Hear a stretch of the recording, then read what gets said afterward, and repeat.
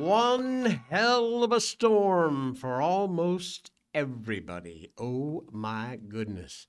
We will talk about that coming up this morning. St. Paul church storming was even worse than we thought. Got more details and it don't look good. And millions of dollars meant to provide food for homeless people. And you know what they got for their millions of dollars?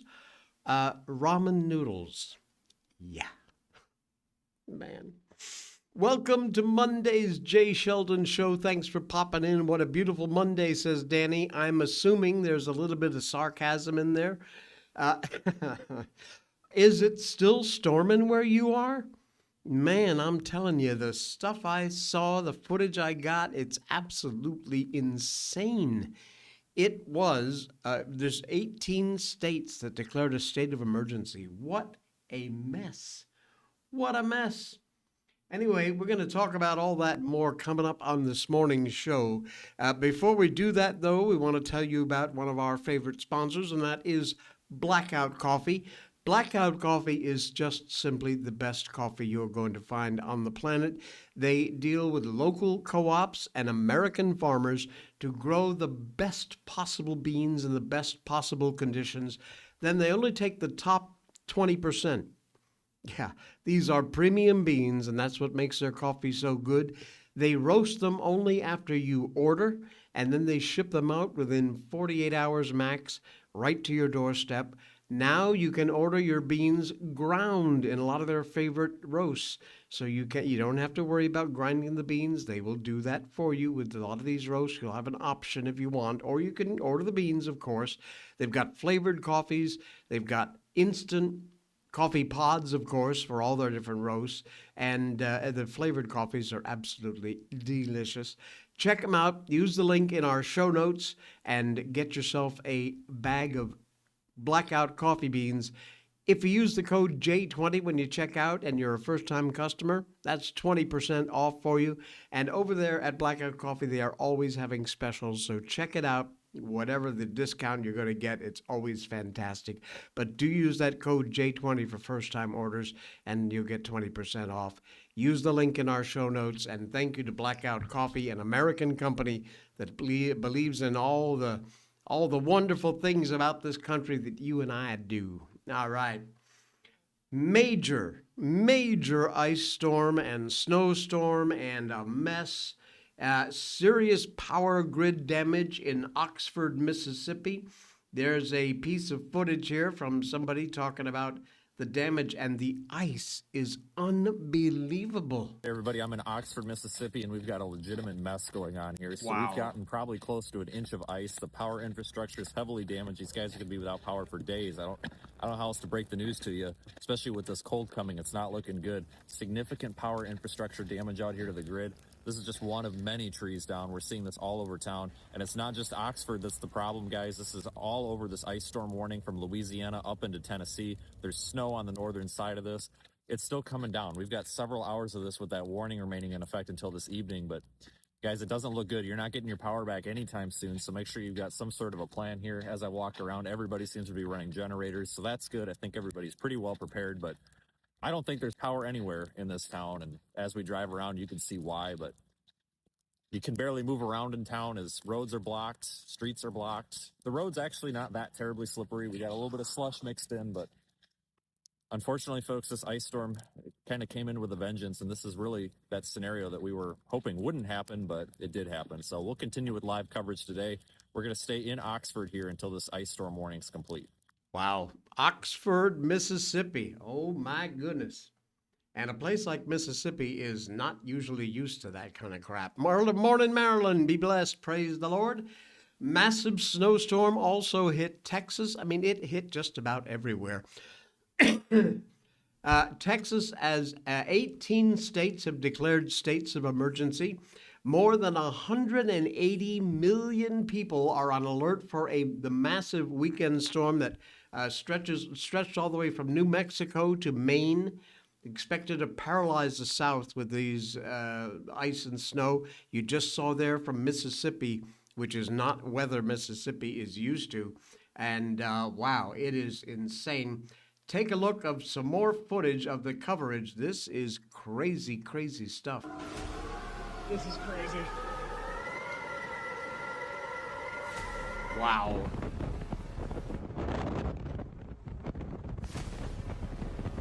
Insane. Oh my god! That's Hamlin, Texas, Oh my god! on Saturday. Dang.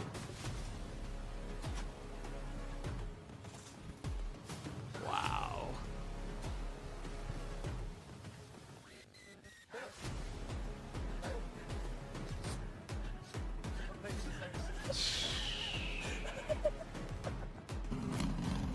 Amazing.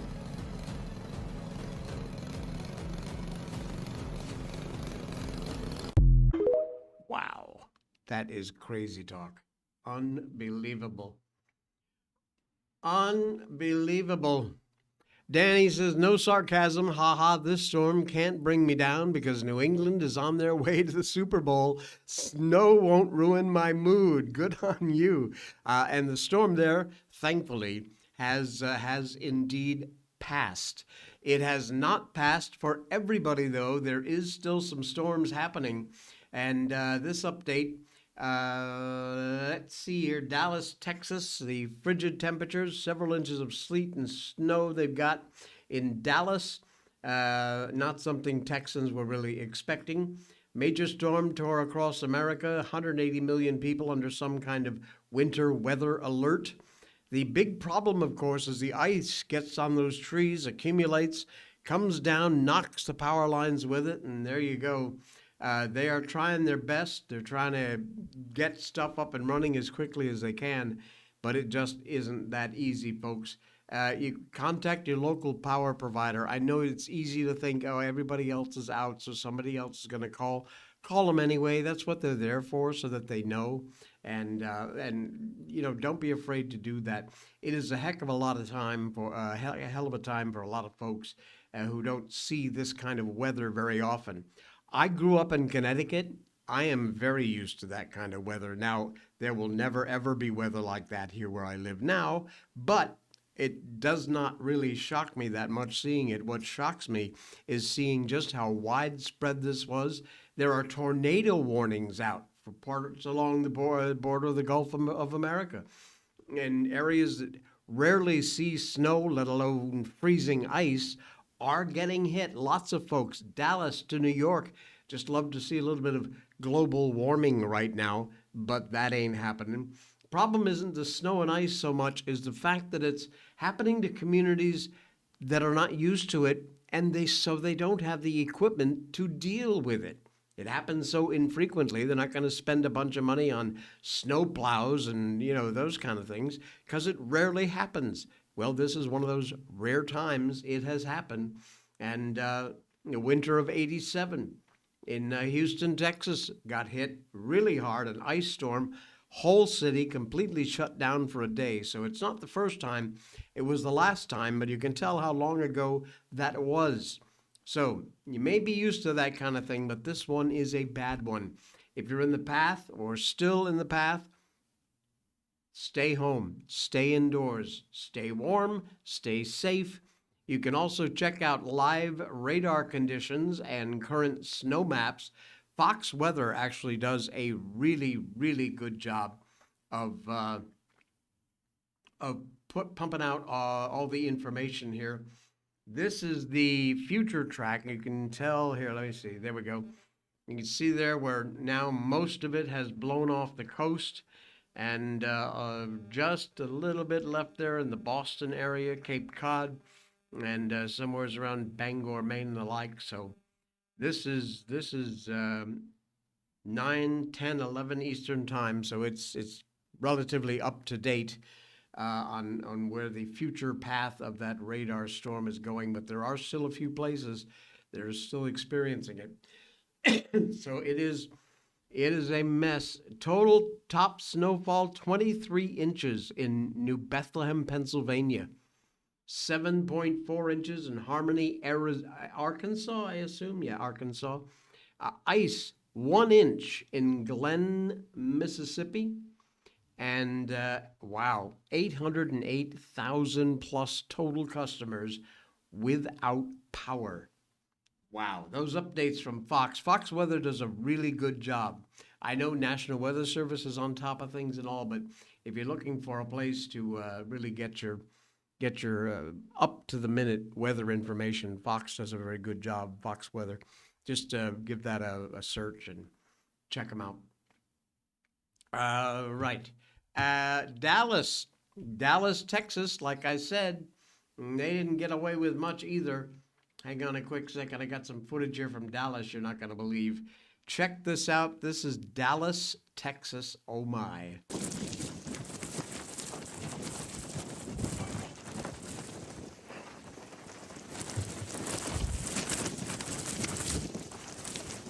The wind is incredible.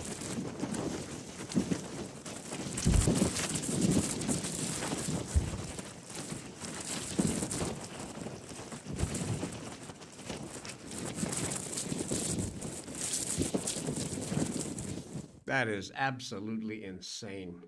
Wow. From Dallas. Who'd have thought, huh? My goodness. Nashville. Nashville didn't get spared either.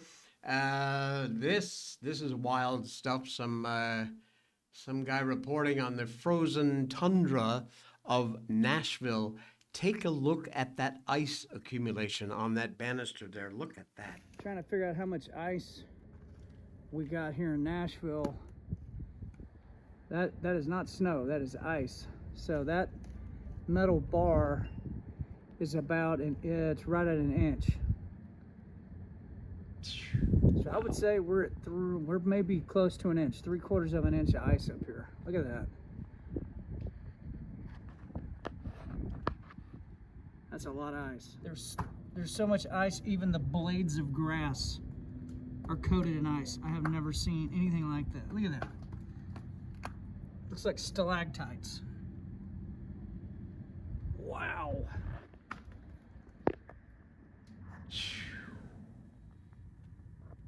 Incredible.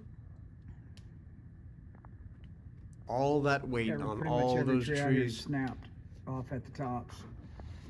No. Jeez. Magnolia's snapping.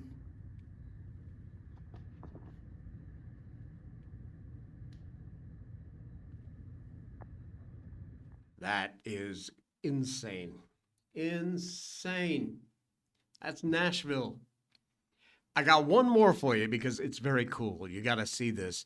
Somebody set up a camera and did a time lapse of the entire blizzard as it went through their town. Where is this from? Oh, it doesn't say. Okay, that's all right. We'll play it anyway. Check this out. Only 60 seconds long, but this is the entire storm in one time lapse video. I'm sure I'm going to get hit for a copyright on this music here. Here's where it just begins. Look at that. Wow. All through the night. Snow continuing to pile up. Dang. Look at that. Gonna get right past the camera in a minute. Holy cow.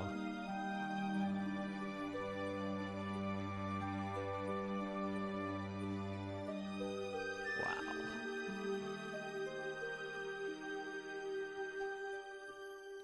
You know, as awful as that is, it's actually beautiful.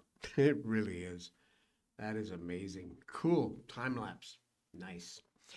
All right. So we hope you are safe wherever you are across most of the middle and eastern seaboard, and stay that way. Be patient. If nothing else, be patient. Patience pays in this case, and stay safe. All right. Apparently, the anti-ice protesters that ambushed the Minnesota City's church is apparently even worse than it was reported. This is absolutely insane, but it's Minnesota. What do you expect? Thinking the First Amendment gives you the right to harass and attack and harm federal agents because you think criminal illegals need your protection. Demanding justice for activists who made very poor choices that got them killed requires a lot of next-level deception, heavy drugs, or perhaps a combination of both. One of the protests fully jumped the shark. Coordinated attack, group of activists stormed a St. Paul, Minnesota church. We've told you all about it in the last week's shows. And the parishioners there had simply come to worship. The so-called social justice warriors stormed into the city's church in St. Paul in the middle of their worship service. One of the activists used scripture to excuse their behavior, declaring that, quote, judgment begins at the house of God, Hebrews 10:31. It's a fearful thing to fall into the hands of the living God, so this person and his cohorts may be getting a little bit more than they bargained for. And they did.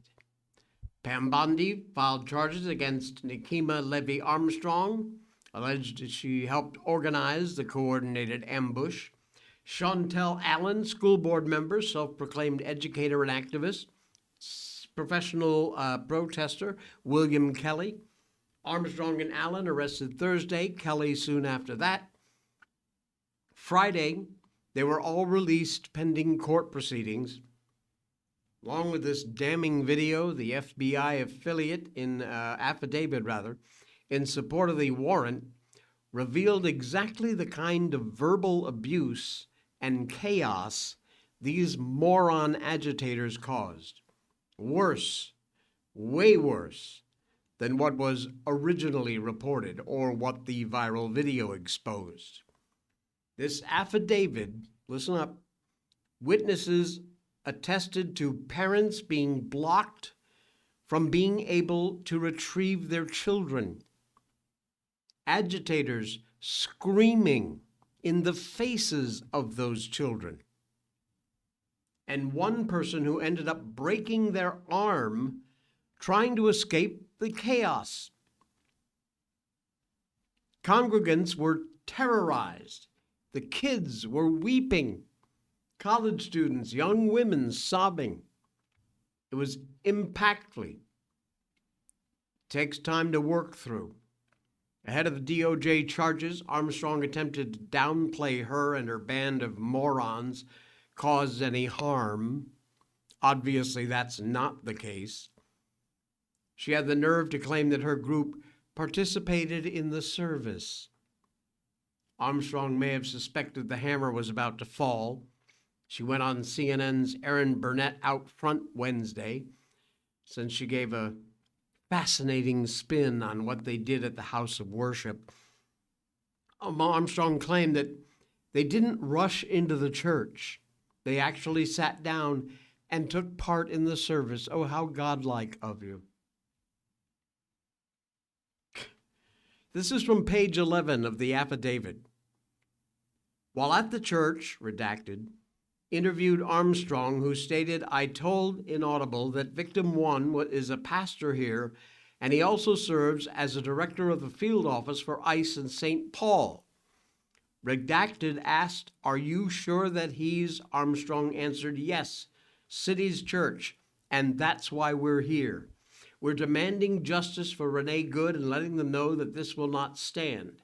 They cannot pretend to be a house of God while harboring someone who is directing ICE agents to wreak havoc on our community and who killed Renee Good, who almost killed a 6-month-old baby. Enough is enough. I'm a reverend on top of being a lawyer and an activist. Well, maybe she should have decided to just be the reverend for once, not judge, jury, and executioner. Her cohort, William Kelly, even worse. During redacted broadcast, Armstrong and Allen were observed yelling, ICE out. And Kelly can also be heard yelling, This ain't God's house. This is the house of the devil. Based on the review of Kelly's numerous social media posts, I recognize this is Kelly's voice on the video saying these words. And what is truly, truly horrible is that the activists blocked parents who were already distressed enough, blocked them from being able to get to their children, and screamed in the children's faces. Again, from the affidavit. Victim 4 informed agents members of their parish attempted to retrieve their children from the child care area located downstairs, but the agitators were blocking the stairs, and parents were unable to get to their children. Victim 4 recalled one agitator threatening, aggressive, and intimidating towards parishioners. Additionally, this agitator was screaming and getting into people's faces, to include women and young children. This agitator continued to scream in the faces of young children while they were crying. Who does this? Seriously, who in their right mind does this? Victim 6 recalled his child stating to him, "Daddy, I thought you were going to die." Victim 6 ended the interview and acknowledged that his children are traumatized. You think?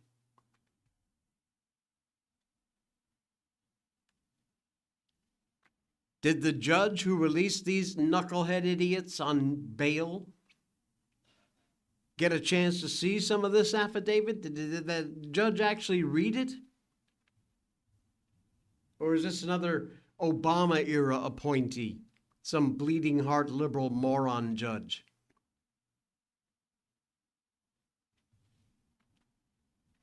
Terrorists is what they are. Absolute terrorists. Disgusting. Let's catch up on the chat here. Storms passed, thankfully. Mike said, stop talking about this. He's angry we didn't get that much. I, however, am grateful. Oh, man. Marilyn, my cousin in Amarillo, and it wasn't bad, couple of inches. All right. You have a cousin in Amarillo, Texas. That's cool. That's very cool. All right. What else we got going on here? Oh.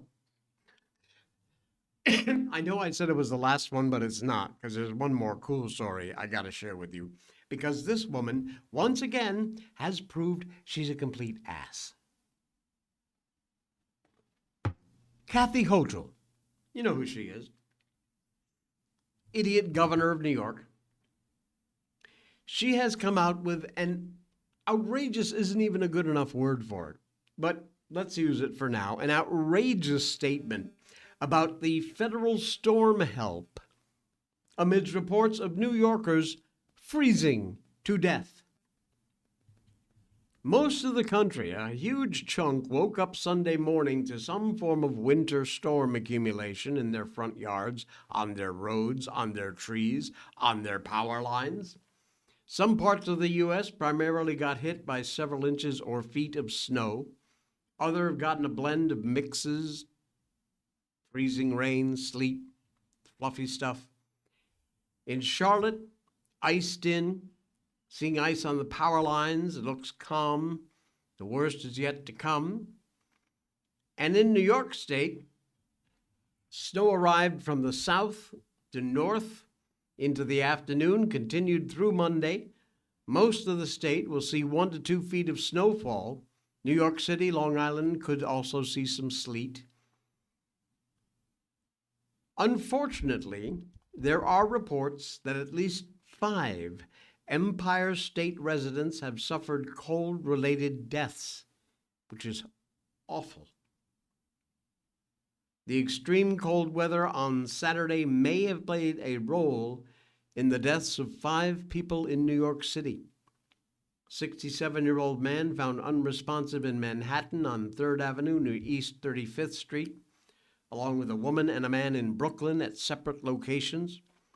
Unidentified man found on Hilburn Avenue in Queens, another one on 69th Street and First Avenue in Manhattan.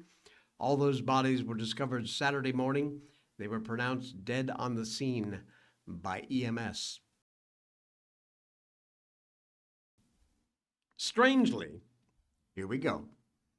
Amidst all these kind of reports of the tragedies going on in New York, their moronic asinine governor, Kathy Hochul, thought it would be appropriate to play a little bit of politics, seemingly reject the whole federal assistance idea that was offered. So she posts this on her X account, her Governor Kathy Hochul account. Secretary Noem offered assistance to New York ahead of the impending snowstorm. I shared that the fastest way to help is for ICE to back off so people can feel safe accessing warm centers, shelters, hospitals, and houses of worship. Imagine thinking that this makes you look good. Imagine. How warped do you have to be? Turning down federal assistance in a deadly blizzard because you hate Trump and ICE? People died because of this storm. And she's bragging she turned down help because she doesn't support deporting rapists and murderers, basically is what it comes down to. In other words, Hochul is choosing to portray ICE as the bigger enemy than the actual ICE problem. Really, it is incredible, the stupidity of this woman. Trump derangement syndrome has finally broken New York's governor. It has. Unfortunately, it sounds like the people in her state are going to pay for it in more ways than one. Absolutely disgusting what these morons will do.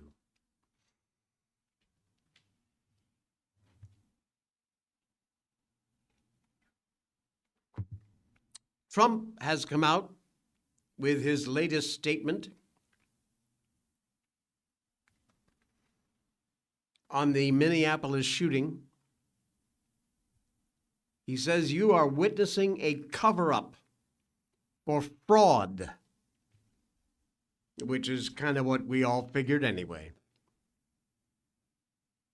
After the Minneapolis shooting of a male subject by Border Patrol agents, Governor Walz and Minneapolis Mayor Jacob Frey, Minnesota's federally elected officials have all come out to denounce Trump.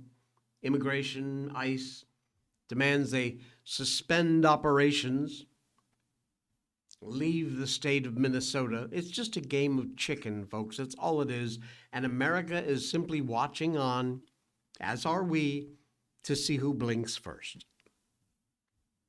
Trump took to social media on his favorite platform, Truth Social, weighed in on illuminating what he considers several inconvenient truths about his latest incident. Can we switch to that? Yeah. This is the gunman's gun, loaded with 2 additional full magazines and ready to go. What is that all about? Where are the local police? Why weren't they allowed to protest ICE officers? The mayor and governor called them off. It is stated that many of these police were not allowed to do their job, that ICE had to protect themselves, not an easy thing to do. And why does Ilhan Omar have $34 million in her account? And where are the tens of billions of dollars that have been stolen?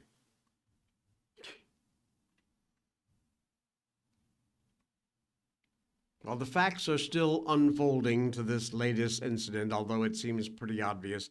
The guy left his house loaded for bear, shouldn't have done it.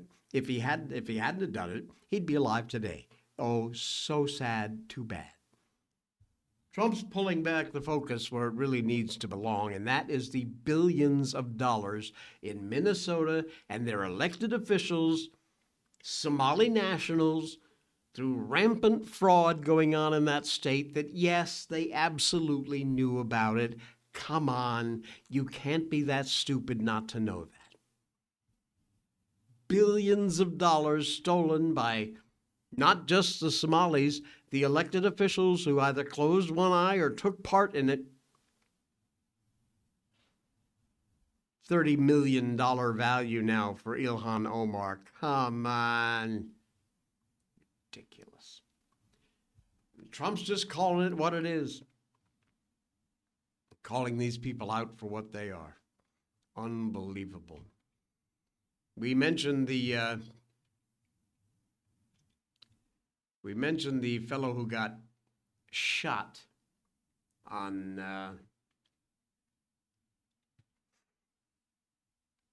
the left doesn't want you to know this about Alex Pretty, the man the Border Patrol shot. When Renee Good drove her car into an ICE agent earlier this month, the left was trying to gaslight us into believing that she was just some innocent bystander, just wrong place, wrong time. She'd just dropped off her son at school, wasn't supposed to be there. That narrative fell apart pretty fast. Good, we soon learned, was a trained anti-ICE agitator who absolutely was there to obstruct law enforcement. And now we're watching this very same playbook unfold with this 37-year-old Alex Pretty, the armed agitator, shot dead by Border Patrol agents Saturday in Minneapolis. Talking points already circulating. Social media posts from the left hammering on Pretty's an ICU nurse. Yeah, so, as if that somehow proves he was there with good intentions. Obviously, he was not. They are gaslighting you because they want you to believe that federal agents gunned down a selfless, defenseless healthcare worker for no reason. Sorry, not the case.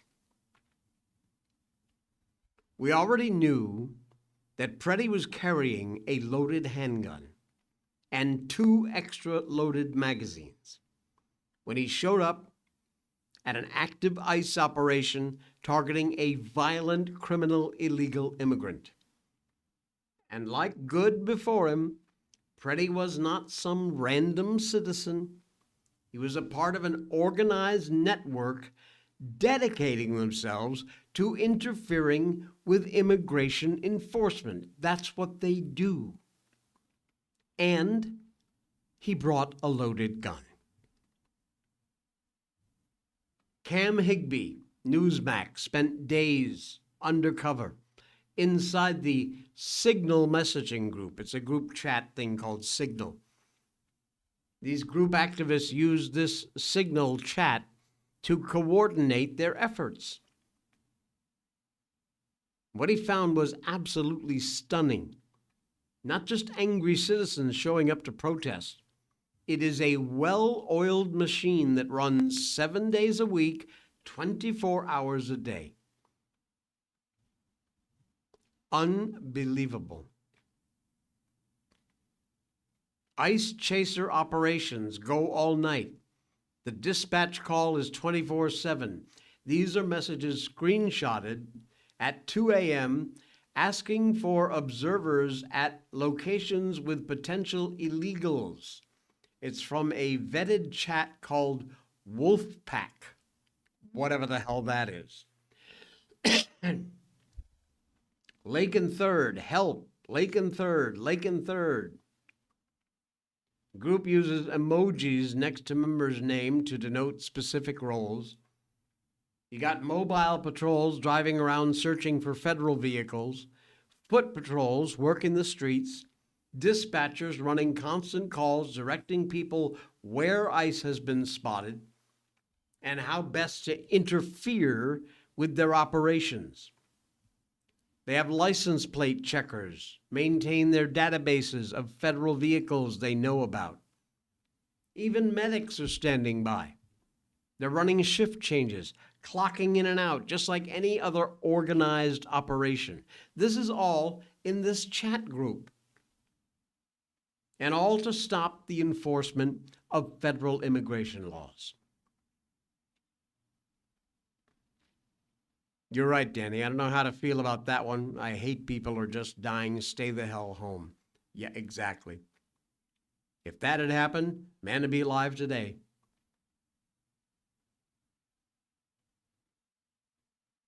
Each area of Minneapolis has its own group chat. The city carved up into patrol zones. They infiltrated these groups. They track federal agents all night long, all day long. Capture screenshots of all these chats. Dispatchers calling for observers at potential target locations. They even use a military-style system called Salute.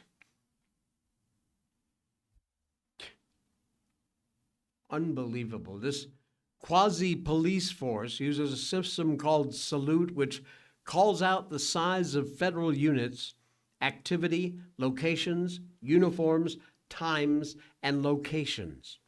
And then they instruct their ICE chasers to follow and confront them in their known locations.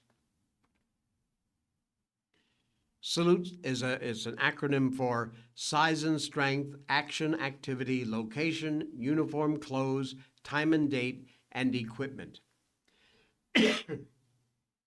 Freddie, the dead guy, was a member of the Kingfield Signal ICE Watch Group.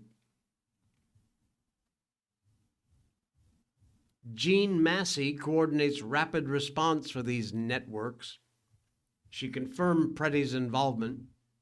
She describes her role as patrolling neighborhoods when ICE is spotted, alerting residents, and witnessing what she calls the horror of enforcement operations. Yeah, okay, sure. Okay, yeah, he worked as an ICU nurse, but he also chose to involve himself in organized resistance against immigration enforcement. And he was armed and he was ready for confrontation, obviously. Fully loaded magazine, one in the pipe, and 2 extra magazines. Tell me he wasn't prepared. It's exactly like Danny said. All that ammunition because he was probably going to go in and unload on those agents. Seems pretty obvious. This gaslighting from these morons, it ain't going to work this time any more than it did with Renee Good. Unbelievable. Absolutely unbelievable. Excuse me. Yes, the cold is still hanging on. I can't get rid of it. I've tried. I'm still taking medication. All right, here we go. An LA man. You see, it's not all about Minnesota. It also happens in other states. An LA man was charged with embezzling millions of dollars, which he said was going to go to provide meals for homeless people. Isn't that nice? And guess what meals he gave them? Ramen noodles. Yeah. Here's the criminal. There he is right there. Homeless industrial complex executive Alexander Sufer had a rather rude awakening. That building you just saw was his $7 million LA mansion. Well, 6 a.m. Friday morning, FBI and IRS agents banging at the door. and arrested him on wire fraud charges. Oh, all related to his charity, and I use that term very loosely. Abundant Blessings was the name of his charity. Now, through Abundant Blessings, Sufer contracted with the LA Homeless Services Authority to provide housing and support services for people who were homeless or at risk of homelessness, including providing 3 nutritious meals a day to 600 program participants. Instead of providing nutritious meals, Sofer gave them ramen noodles and a microwave. Oh, how generous. First Assistant U.S. Attorney Bill Isley said photos in the criminal complaint show cans of beans and corn, breakfast bars, and a small, dirty microwave. This is incredible, between 2018 and 2025, this group Abundant Blessings got more than $23 million through these contracts.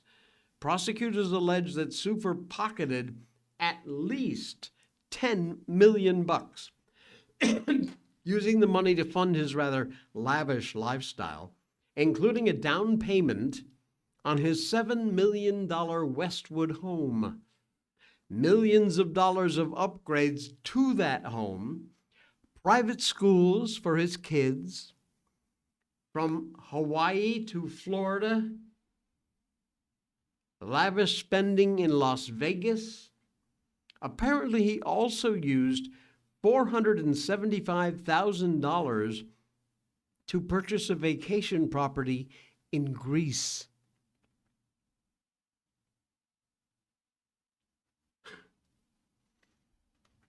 Oh, and he bought a Range Rover, too. They seized that Friday morning as one of his assets during the raid. Unbelievable. In some contracts, Sufer agreed to house participants at sites he managed.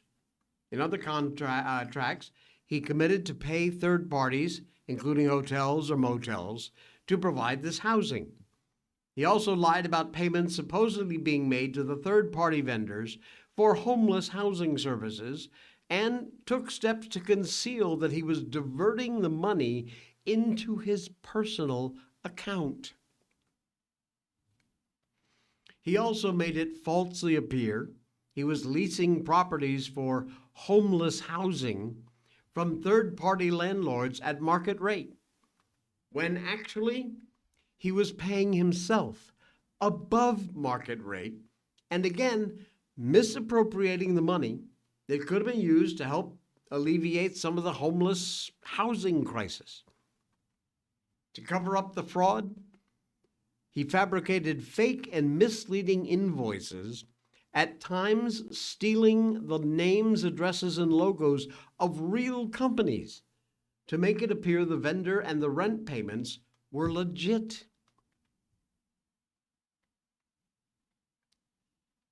Conflict of interest charges against Sufer, failing to disclose he owed many of the companies he claimed were subcontractors under his contract. If Sufer's convicted and sent to prison, he'll get the basics: a roof over his head, a warm bed, and 3 square meals a day, all of which he completely denied the homeless people he was supposed to be helping. Very nice.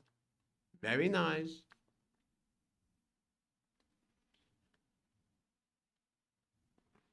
Unbelievable.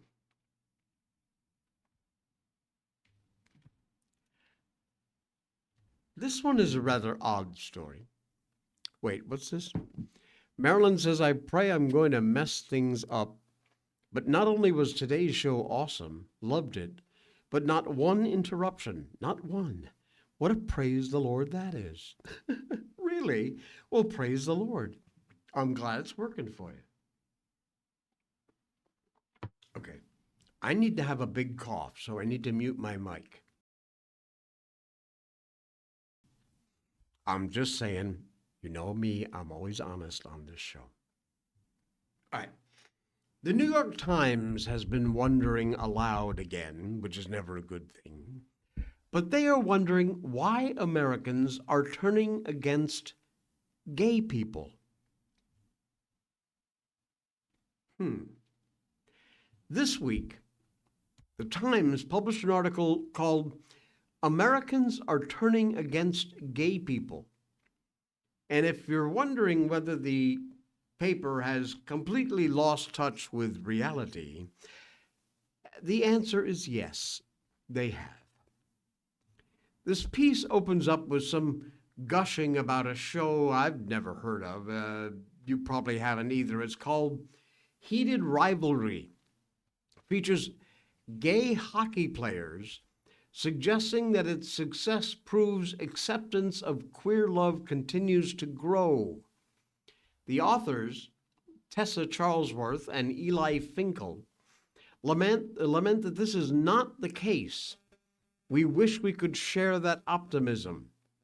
Before they cite research shows that acceptance of gay people peaked around 2020 and has sharply reversed since then. Now, I'd be willing to bet that most people have not heard of Heated Rivalry. But even so, it's not really relevant. Gay characters have been on television and in the movies for decades, often as leads. These days, you'd have a tough time finding a show that doesn't feature some LBGTQNIMFOG character. You watch game shows, you probably wondered if they have quotas for LGBTQ contestants. And they're required to boast about their sexual orientation. Nevertheless, this article says it's shocked that anti-gay bias reversed course after 2 decades. Before 2020, they note, everything seemed to be moving forward together. Bigger pride parades, rainbow-lit landmarks, federal legislation of same-sex marriage. America's bias against gay people was dropping so fast, faster than any other tracked prejudice. Researchers even predicted that anti-gay bias would hit 0 by 2022. And that is possibly the dumbest prediction anyone could ever make about human nature and social attitudes. Bias hitting 0? Really? Heck, those who preach tolerance are some of the most biased people I've ever met. And those are supposed to be serious academics. In any case, by 2020, the trend flipped. Anti-gay bias rose more sharply than prejudice towards any other group. And this uptick was extreme among Americans under 25, which is weird. Ramped up their hostility towards gay people faster than older adults. The authors claim they don't yet have clear evidence what's caused this shift. They float 2 theories. First, social instability from COVID. Yeah, that ain't it, okay? Second, they say they could rule out the idea that the backlash against transgender rights spilled into the anti-gay sentiment. I am telling you that is exactly where the problem lies. LGBTQNMOP plus queer whatever, undecided, who gives a flying F, all began right around that 2020 timeline. Frankly, it should be LGB full stop, because there are people who were born gay or lesbian or bisexual. All the rest of those other proclaimed sexualities started to latch themselves on to the community, and that's when the shit hit the fan. And that's why you see these numbers going crazy. Look at it, plot it out.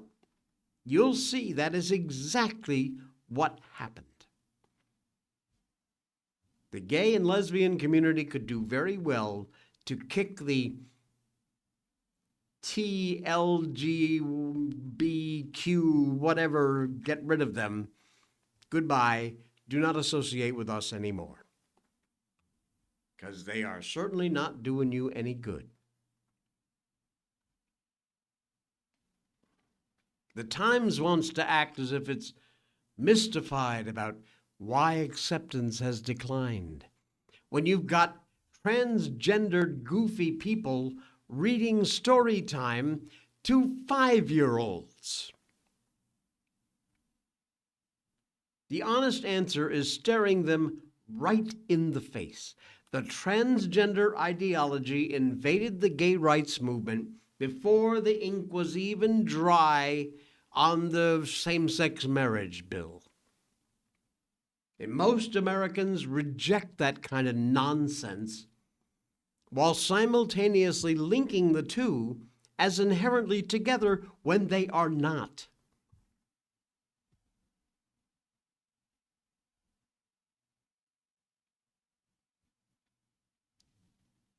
I don't know how you do that, but kick them out of the movement. You'll be doing a lot better. Danny, my two best friends are lesbian, not together, and they absolutely hate being lumped into the trans group. Trans people just automatically assume they're with them and get mad at them as if they're in the same group. It's exactly right, and that's what I'm saying. This whole crap really started gelling itself together, or they pushed themselves into the movement right around 2020. And all hell has broken loose since then. Incredible. All right. Hey, guess what? We're done. Monday's in the books. Stick a fork in me. I'm finished. I'm going to head out of here, take some medicine, and take a nap. You enjoy the rest of your day. If you are still suffering the effects of the storm, and I'm sure many, many of you are, please just relax, kick back, watch some old Jay Sheldon Show episodes. You can watch our video on demand on YouTube and X. And, of course, hear our podcast, which is the audio part of our show, put out there on all the podcast platforms. So enjoy that. Please think about joining our Patreon account, where we've got behind-the-scenes stuff. Right now, it's a few of the after-hour shows. Once we get a crowd over there, we'll start doing some more videos and show you some behind-the-scenes stuff. So we hope that you will join us on Patreon, and we appreciate your help over there to support the show. I'll see you again tomorrow for the Tuesday edition of the Jay Sheldon Show. Stay warm.